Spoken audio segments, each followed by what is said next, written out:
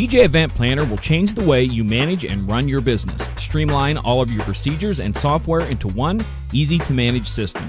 DJ Event Planner, the ultimate online planning tool.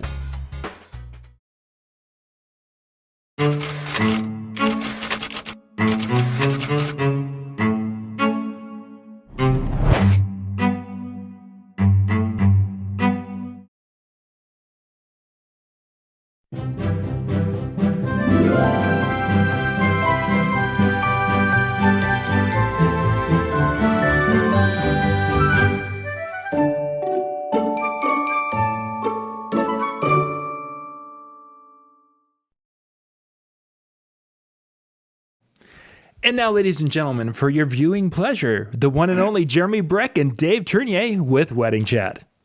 Hey, thanks, John. Good evening, Dave. Evening, my friend. How are you? I'm doing good. I told you I was going to ask that hard question once we actually got on camera. I'm not going to ask you how you are. I'll ask you on the show. Yeah. It's finally getting cold up here, which, I mean, that's kind of tainting my happiness just a wee bit, but, you know. Yeah, so we have supposedly there's snow coming our way. You too. Which it sounds like, okay, so before they were saying, well, it's gonna snow. Let me get some of this light out of there. There we go. They're like, well, it's gonna snow this weekend. And now they're saying that it's not gonna snow this weekend. So we're just gonna be cold is really what it comes down to, and possible rain. So which actually brings us to a really good topic tonight that kind of is a segue to this whole situation. That was good. That was good. God, he's good, isn't he, you guys? Holy, I am the luckiest co-host on Dish Talking News TV to have a guy like Jeremy. I planted that seed. Yeah,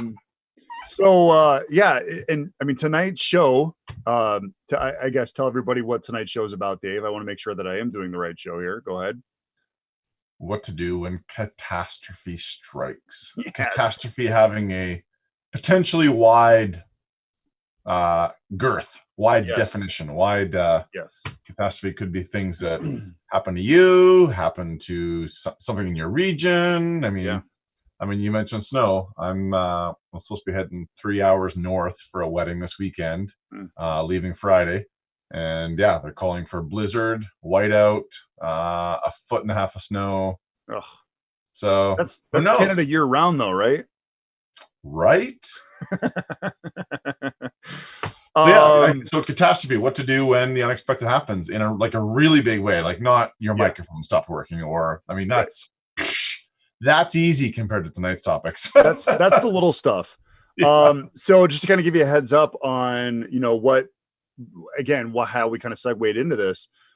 So we have 5 weddings this weekend, and we have one of our DJs who is the wedding is scheduled to be in a tent, and the ceremony was going to be outside in the garden and all this.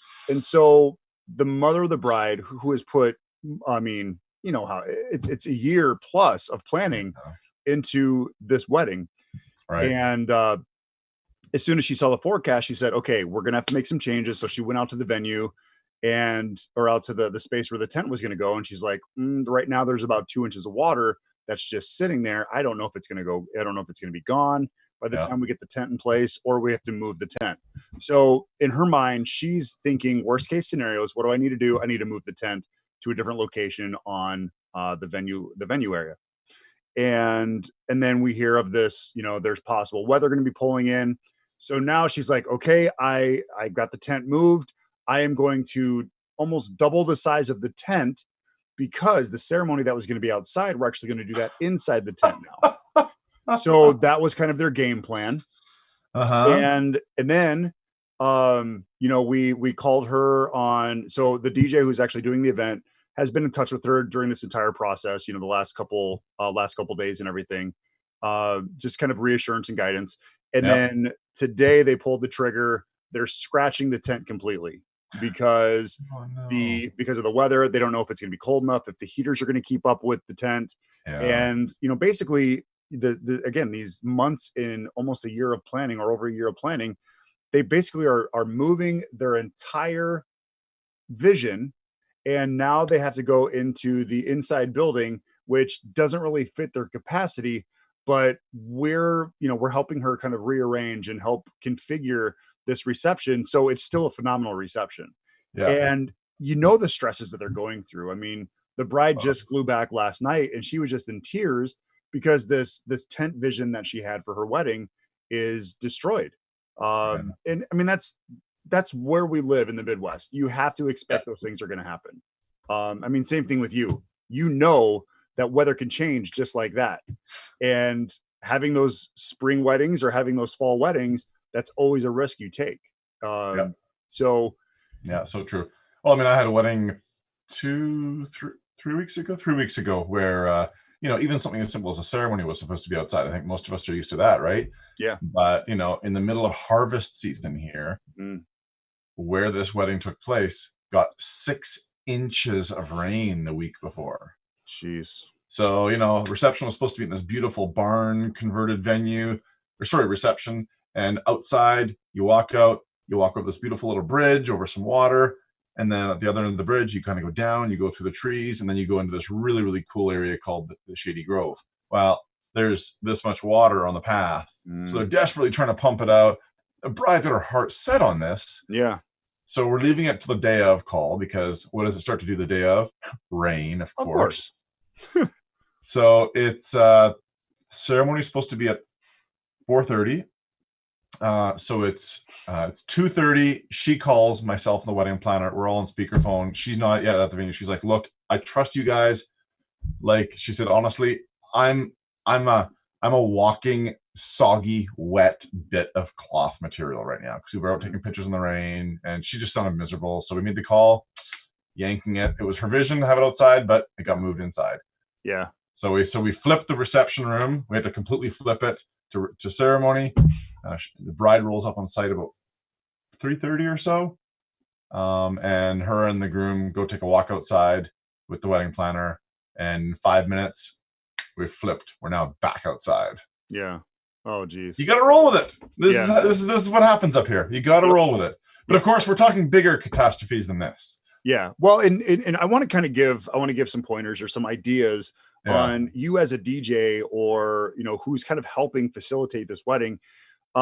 Here's what we did. And I mean, you don't have to do exactly what we did, but, think about how you can, I mean, they're stressed. They're like, oh my gosh, all this money, all this time, everything that we put into this. And now their whole entire wedding is flipped upside down. So, I encourage you to kind of, step out of your comfort zone and feel free to give a little bit, give them something. What we ended up doing was, we told the bride, because again, we had this whole lighting vision plan for the tent, and basically we scrapped all that. We scrapped ceremony, we scrapped everything. And now inside the venue, we basically just said, you know what? I know you put a lot of planning into this. I know it's not exactly what you were hoping, but we're still going to create an amazing wedding for you. We're going to throw in full room uplighting into your wedding reception at no cost because we still want you to have an amazing wedding. Nice. Yeah, that's good. That's really good. Yeah, I mean, we have the lighting. I mean, we have 2 other weddings that are doing full room uplighting. So we're pretty much sending everything we have for uplighting is going out this weekend. But it's one of those things where it's not really costing us any more money.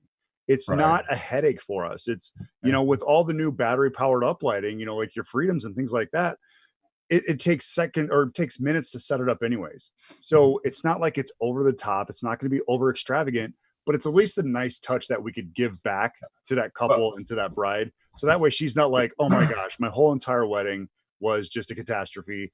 We're at least giving what we can to make it that much better for her. Well, and not only that, but in return, you're getting someone who is going to rave like hell about you because of what you did for them. She's not going to go into specifics, but she's going to say, there's no way my wedding would have come off the way it did without DJJR events. Yeah. I mean, you're getting this, not costing anything. It's more than that. It's earning you so much. Right. And, I called the mother of the bride this morning. And again, I said, you know what, I know plans have changed and I know things are kind of really stressful for you right now. And I just let us know if there's anything we can do, anything we can help out with. Yeah. And just be over accommodating. I mean, just do everything you can to make it simpler for them. So again, I mean, that's one of those things where you have to roll with the punches. catastrophes happen. And, you know, if I would recommend, if you're ever working with a couple and they're doing a spring or a fall outdoor wedding, encourage them to get insurance, to get event insurance. It doesn't cost a lot of money. And at least it's going to cover their expenses if for some reason they have to cancel a tent, or if this gets ruined or something happens. You know, because us as professionals, you know, if you're outside and you're doing an event, I guarantee your insurance company is probably not going to cover you if all of a sudden you have 2 inches of water inside the tent and your speakers are getting destroyed. So that type of insurance, their type of insurance will actually cover you, as long as, again, you know, it reaches the certain standard, or there's so much rainfall or whatever it is. We're not insurance brokers, people, nor do we play one on the internet. Consult with your... But you should have insurance. If you do not have insurance, you probably should be getting out of the business in the first place. Oh, yeah. Insurance is such a basic thing these days. Yes. So let's talk bigger catastrophes. I know you guys have had something crazy happen in Sioux Falls, tornado, I believe it was recently. I had a bit of a catastrophe this past June when I decided I didn't need one of my legs anymore for 8 weeks. That was so ridiculous. I could not believe, like, you were just like, yeah, broke my leg. It happens. I got a wedding this weekend. Yeah. And you know, the thing is, here's what I want people to understand. For me, it's not that hard to recover in a situation like that. Knock on wood. It's not that hard to recover in a situation like that, because I have a whole team that I can count on, who can set things up, who can, you know, be there for me and with me when I need be, who can tear down when I'm done, who can drive me if I need to. Your situation as a single op, it blew my mind on how much you accomplished with this whole broken body thing that you had going on. So give us a rundown. You got into the accident. What's going through your head? And what are the steps you're taking to make sure that your wedding is 100% successful? Great questions. So this happened. So this was Wednesday, June 12th. I had been working on grand entrance script for my Saturday wedding, which was like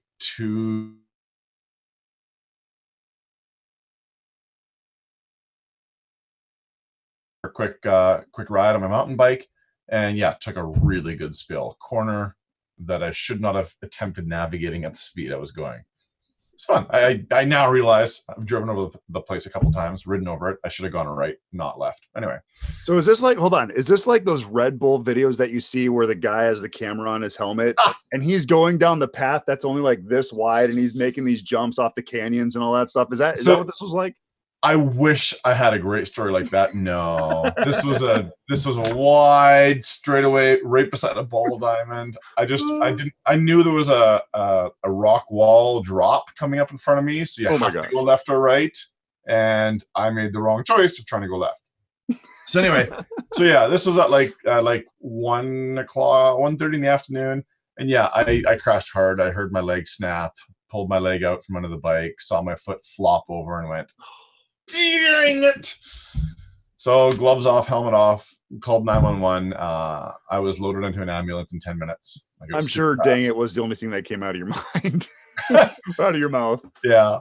So and FYI, my wife is away.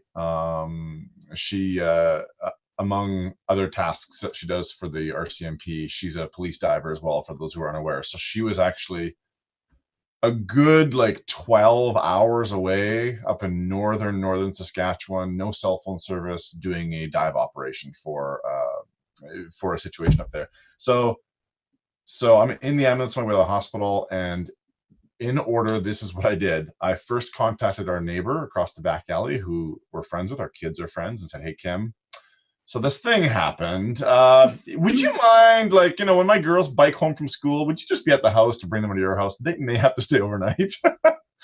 She's like, oh my God, yep, totally done. And after that, I sent my wife a text message, but I knew she wouldn't get it. So following my call to Kim, actually, this is hilarious. That's right. I called another buddy. I'm like, hey dude, can you go pick up my mountain bike? Because it didn't fit in the ambulance.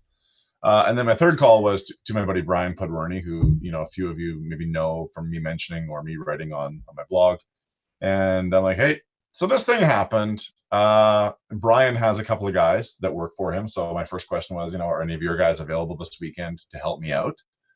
Because I was pretty sure I was still going to the wedding, like come hell or high water, I was going to go, but I didn't know fully, right? So at the very least, I knew I needed someone to come set up my gear for me. Yeah. If I'm going to roll up on crutches, I'll roll up on crutches. I don't care how many pain meds I got to be on. I can still perform. So before I hit surgery that night, because I had to get a plate and screws put in and stuff. If you're gonna do it, folks, do it good. Before I hit surgery at 9 p.m. that night, Brian had already checked with all the DJs in the area for me and already had somebody lined up and good to go for the weekend. Awesome. So that was Wednesday night, and then yeah, I mean, my orthopedic surgeon, he knew that this was the business I was in. He said, "Yep, we'll get you up and going, no problem." Might have helped that when I rolled into ER, I said to the nurse that was, setting me up in the temporary bed before they rolled me up to pre-op, I said to her, "Hey, by the way, is JC working tonight?" And she's like, "Yeah." I'm like, Tell her Dave Ternier is here." She's like, "Okay." So a few minutes later, was this your bride? Well, a few minutes later, JC comes walking in, whose wedding I'm committed to do a little over a month from that point in time. Okay. She looks at me and goes, "Dave, what the hell?" She and her fiance, they enjoy mountain biking as well, so she totally got it. But she told me after the fact, she's like, "Yeah," she said, "after I saw you there, I went and saw Dr. Klippenstein. I'm like, you gotta fix that guy. He's my DJ." So it was an incredible experience. In fact, another just funny anecdote. I'm being rolled into the operating room shortly after 9 p.m. that night, and this really friendly face, one of the nurses, says to me, "Hey, Dave." And I'm like, "Hi." And context, right? Everything's out of context if you see somebody right? Turns out she was my bride from a year ago. Nice. So I was in great hands. And then for all the DJs in the room, you'll probably get a kick out of this.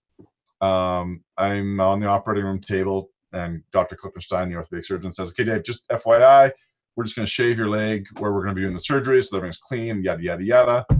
And I make some quip about the Dina Carter country song, "Did I Shave My Legs for This?" from the 90s. And not 5 minutes later, he's got it playing on his phone over in the corner, and the room is singing along. And I thought maybe you were going to say, "Oh, no, don't worry. I already shaved my legs." Okay. Yeah, right.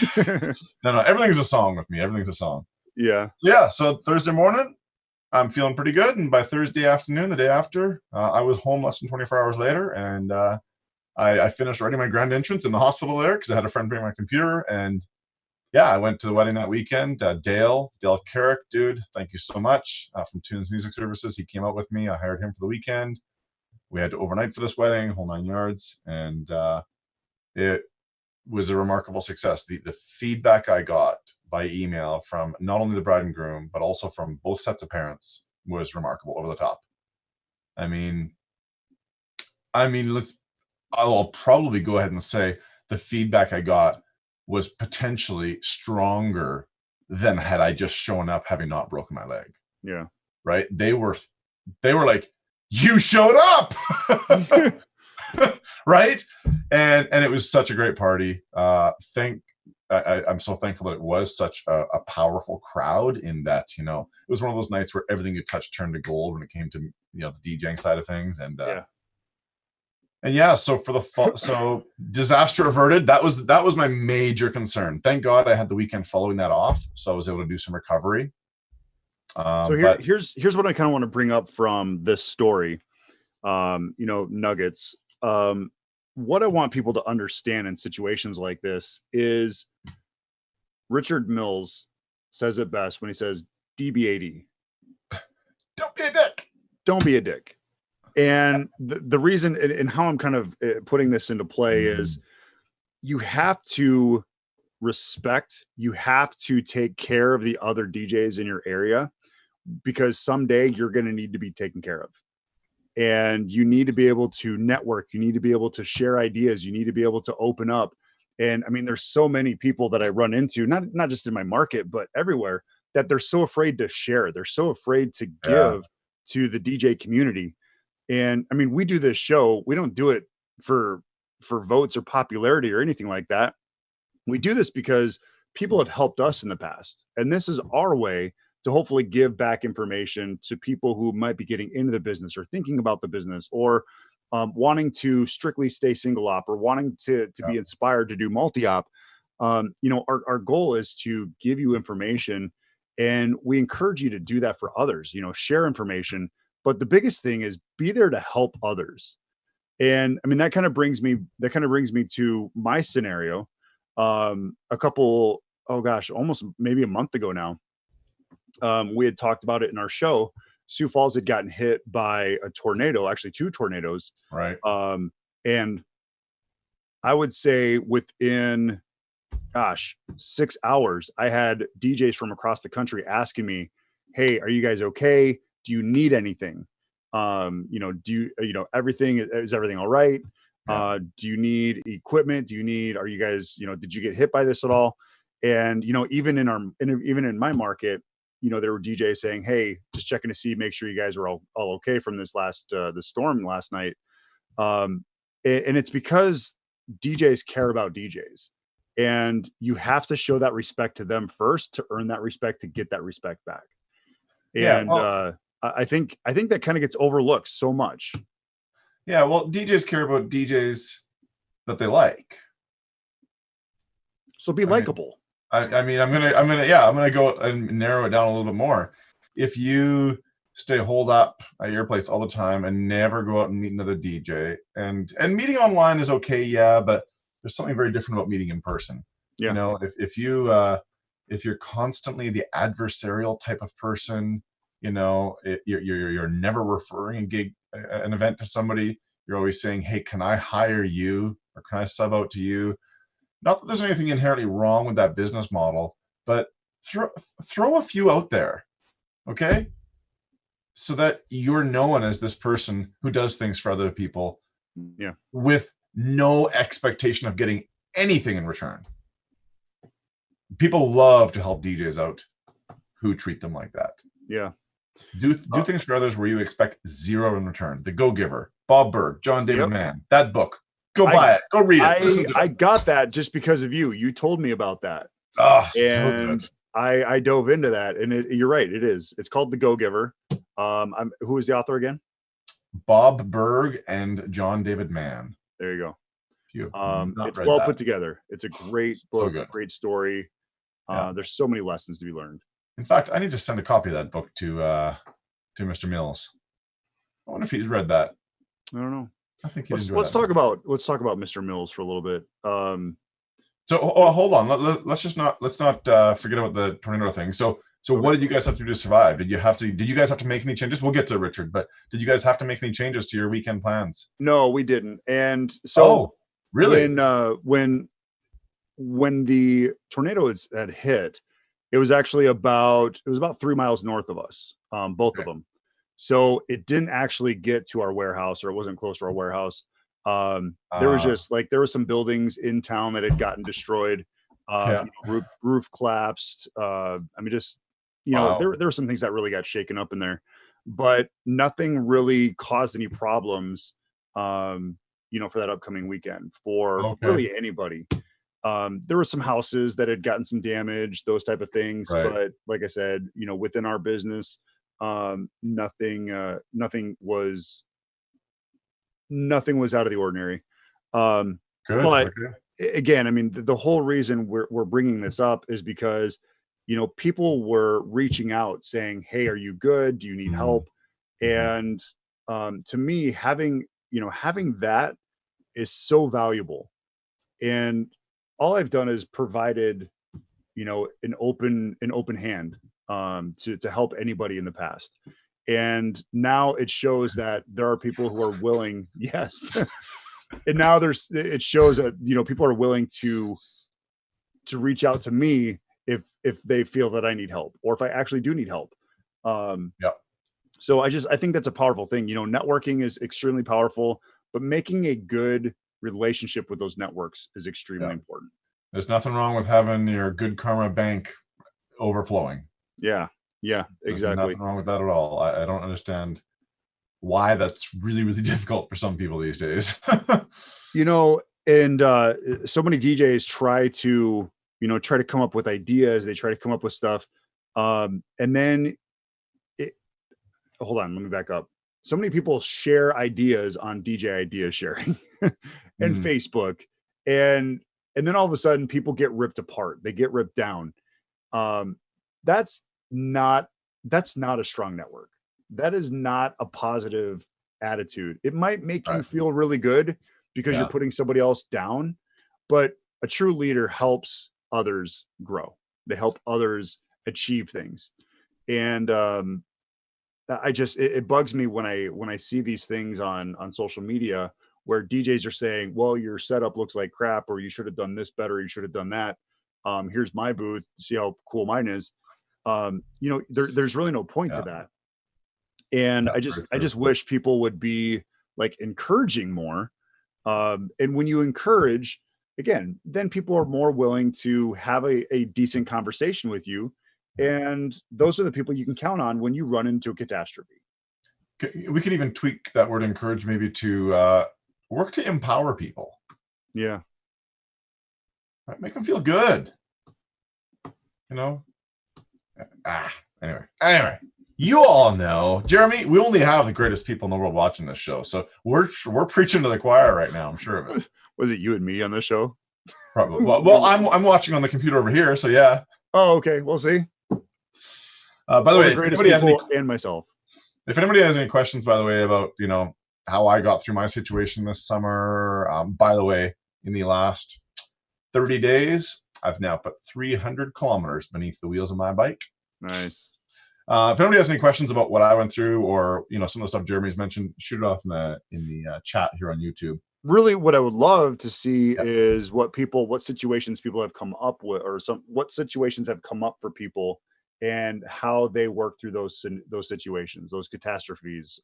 Whether it was, there's times where you hear about, a DJ where he had a death in the family and all of a sudden he can't do the wedding, or he needs to, bring somebody with him, or, kind of like your scenario. I mean, yours was more physical, but what about emotional? When you run into something emotional, it's hard to put yourself in a place as an entertainer to be excited and happy if you had a really close death in the family.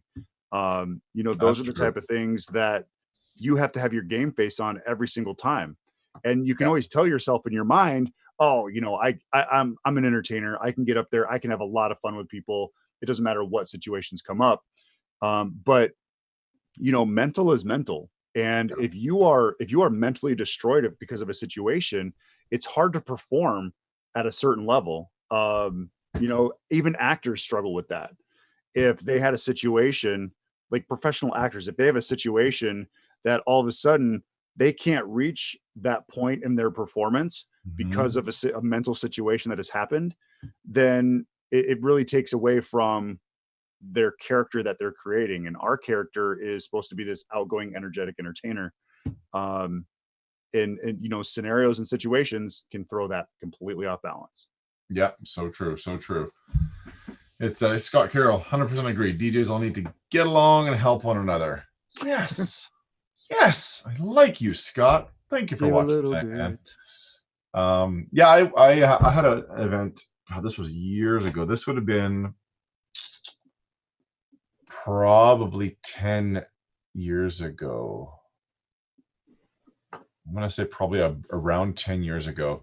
My mom's mom passed away, and I was in a week of events, and I had an event on the Saturday. The service was going to be on a Monday, the Monday following, but the service was going to be in the Netherlands. So, I had an event that Saturday. What did I do? I showed up, rocked the party, mentally shut out that thing, which you got to do if you're going to be the source of excitement. Yep. Mentally, I shut out that thing, and that was a decision I had to make. I couldn't be like, trying to think, no, shut out that thing, deal with that at 1 o'clock in the morning when this event is over, because nothing I'm going to do is going to change it. Yeah. And this isn't catastrophe, but mentally shutting out things for the sake of your performance is something you really need to do. 7 years ago, Mike and Jillian got married, and we were expecting our second daughter at that time. She was uncooperative, and at this point we were 12 or 13 days overdue. Oh, jeez. And this wedding that I had that Saturday night was like an hour and a half away from where I lived. I was going to be overnight. And so going into that wedding, I internalized, I will miss my daughter's birth, and I'm going to be okay with that. I didn't know, but that's what that was the blocking that I took on mentally, so that Mike and Jillian got a rockin' party that went to like after 2:00 in the morning. What happened? I got back the next day with 3 hours to spare before she was born. So, oh man. But yeah, when uncontrollable life things happen, sometimes you have to just mentally block out or make a decision that you may not be comfortable with, but just make it so that you're not struggling the whole night with, oh my God. Yeah. So anyway, you wanted to bring up Richard. Yeah. So you saw Richard at Midwest DJ. No, not Midwest DJs Live. Where did you meet him, or where did you see him? So sadly, I have not had the pleasure of meeting Mr. Mills. Okay. I was to have met him at RM DJs. But right. Then there was this little thing with a mountain bike that happened to me. Gosh, see how much you screwed up? Right? So I had an opportunity to meet Richard in July at a symposium. Yeah. And I knew of Richard's story. I knew kind of what he had gone through, but to actually meet him and understand, what he's done, not just for the industry, but what he's still doing. Richard is a pretty amazing person. And if you don't know Richard Mills is out of New Zealand, and he used to be a part of DJ Radio. Was it? Yeah. Disc Jockey America Radio. Not that I'm aware of. No. Okay. Well, he was involved in the DJ industry, a couple years back. Yeah. And very involved. And Richard had so much going for him. Beautiful wife, nice beautiful home, great family. And his DJ business was very successful. He was doing really well with it. He showed a picture of his, I want to say it was a Porsche. I believe it was a Porsche. He would drive a Porsche to his weddings. He would fit his sound system, everything in this Porsche, and he would take a Porsche to his weddings. Wow. I did not know that. He loved what he did, and he loved his life that he was living. Richard, over a year ago, was diagnosed with brain cancer. Yeah. And he wasn't going to let it stop him. He got the tumor he got the tumor removed. And then a couple months ago, they found out that it was basically coming back, or it was spreading again. Right. And so he's been working on it and trying to go through the whole process. But he actually came to the US. He spoke at Arms DJs, and he was going to go on this tour with Nick Logan, who is also out of New Zealand. They were going to go on this little tour, and it's always been his dream to go to Nashville and go to some of these other places in the US. And so his amazing family and wife, his wife, along with his kids, they knew that this was his dream, so they gave him that opportunity. And him and Nick basically kind of did this little tour, and they got to see Nashville, and it's kind of like that bucket list thing. And the thing is, us as business owners, we have to plan for any situation that can come up. It's not just the now, it's the future. Yeah. Insurance. We talked about insurance before. This insurance, life insurance, is so much different. And if you are a full-time business owner, you should probably have insurance on yourself, on your business, on your family, on your home, everything. Everything should be insured. But my point of this is, you need to have a plan. If something happens, what's going to take care of your family? What's going to take care of your business? I would love to hear from other people on, what are some of the steps that they've taken for any scenario that could just happen like this when they wake up the next day, or maybe they don't wake up the next day. What do people have in plan, or what do people have in place for situations that you have no control of? A tornado wiping out your entire warehouse, taking out all of your equipment, a car accident that puts you paralyzed, whatever it is. What are the steps that you've taken or that you're going to take that should be taken to reassure that your family's taken care of, that you're taken care of, your business is taken care of, and your clients are taken care of? Right. You know what? You've reminded me of something I wrote many years ago. Okay, two. I wrote a blog post called "When You're Gone, Then What?" And it was written after the very tragic and unexpected passing of Glenn Miller, who was a mobile DJ in Edmonton, Alberta. And, you know, in addition to his DJ business, he left behind a 6-year-old daughter for whom he was the sole provider. And it was really, really, really sad. But it made me ask myself a whole bunch of questions when it took place. And I published this as a post to get other people thinking as well. I didn't have all the answers. And you've reminded me now that, you know, should that catastrophe ever happen here, I don't know that I have the best answers to all these questions here real quick. So for all of you watching, I'll just read out the questions that I posed in this post.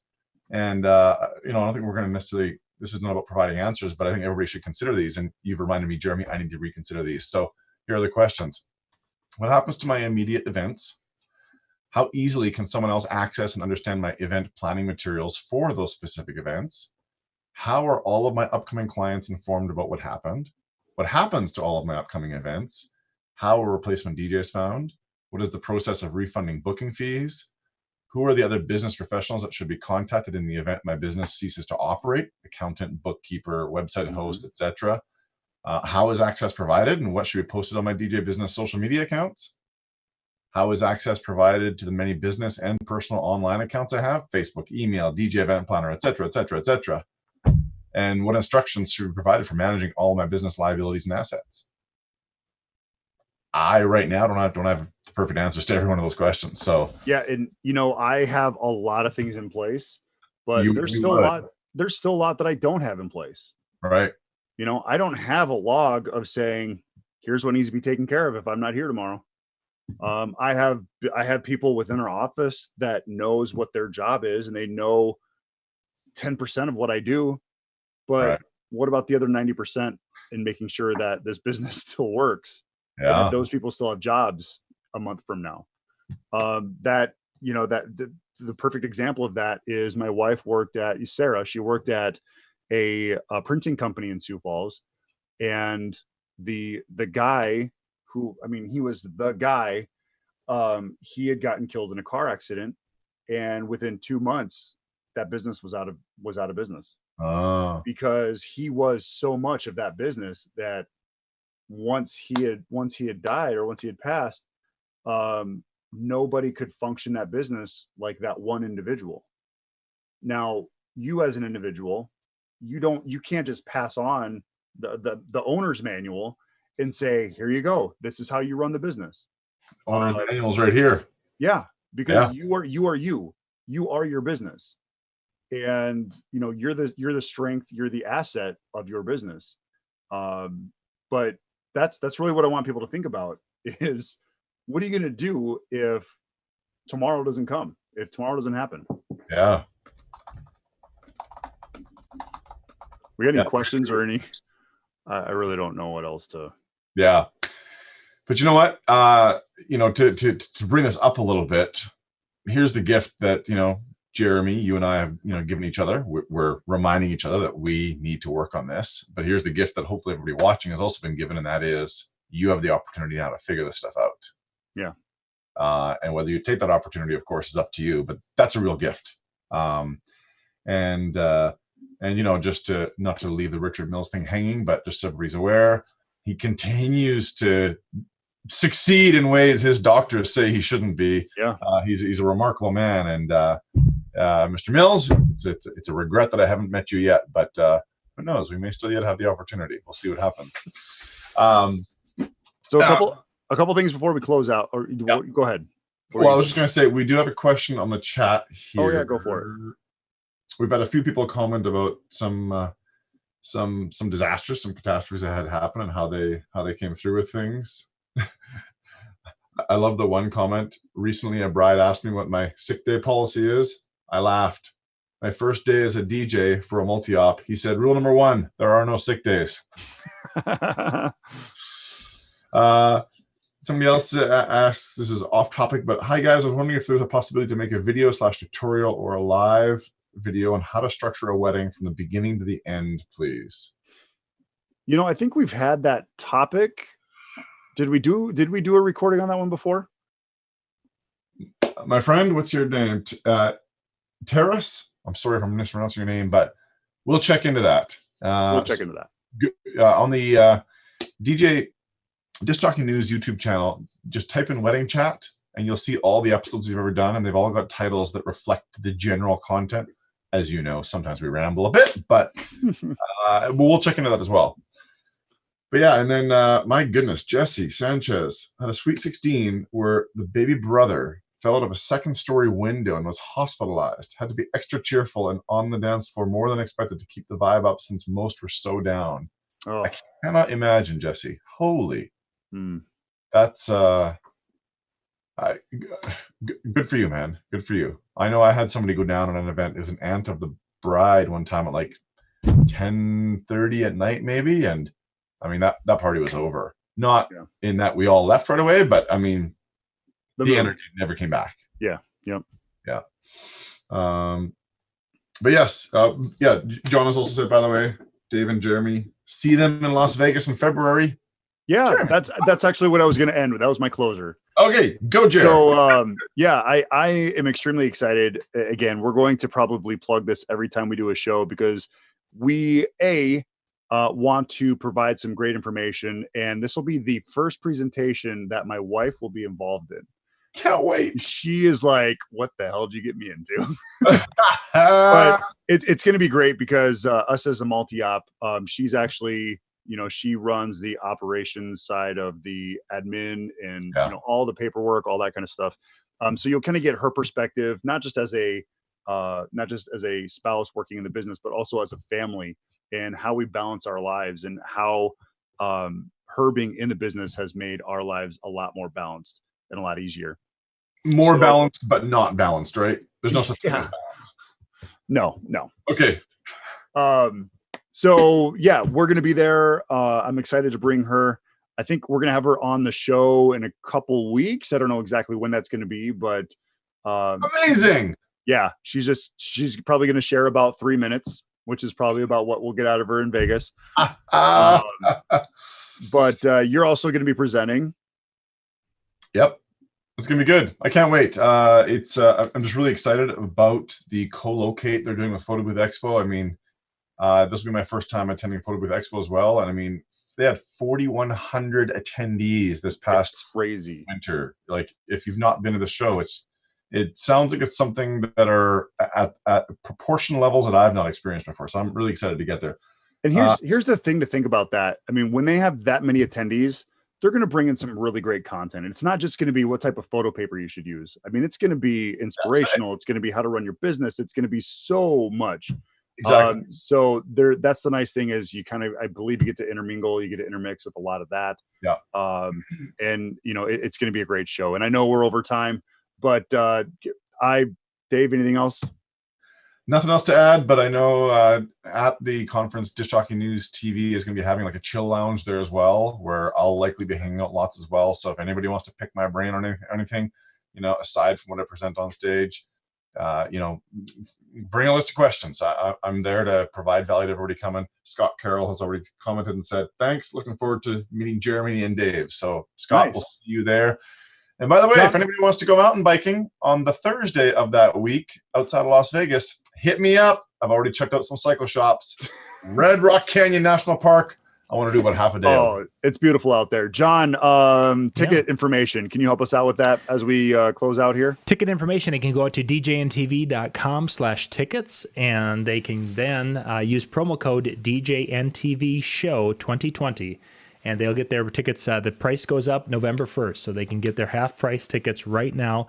That will be gone at the end of October. So this is a great time to do it. Airfare is cheap to get to Vegas in February. Hotel Yeah, we got a great rate on the hotel, and again, they can come out and hang out with Sarah, which is worth the price of admission right there. And it's not over spring break, so it isn't. Like you said, it's going to be a lot cheaper to go now. Yeah, it really surprising how much Nice. that has to do with it. It's crazy, but Good stuff. Well, awesome. And John, you said last weekend you had a huge fluctuation, a really good ticket sale weekend. So obviously, there's going to be a lot of great DJs there already. There's going to be a lot of great entertainers. This is one you're not going to want to miss. And yeah, I'm excited. We'll see you all in February. Be a lot of fun. I'm Jeremy Brech with Wedding Chat. Later. Have a good night, everybody. Yeah. Thanks.